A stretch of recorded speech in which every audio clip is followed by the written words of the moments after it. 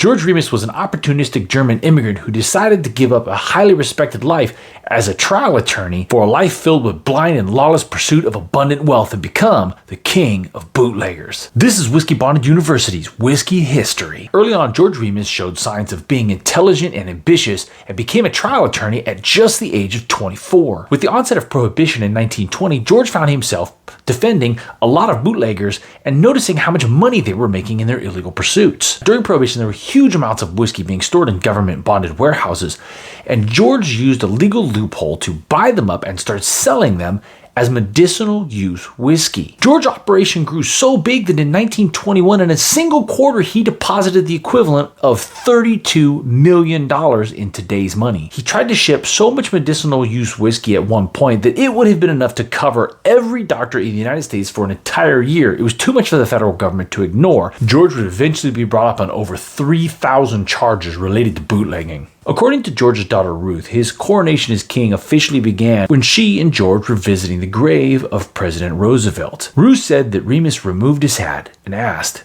"Now how will my headstone read? I suppose it will read, King of the Bootleggers."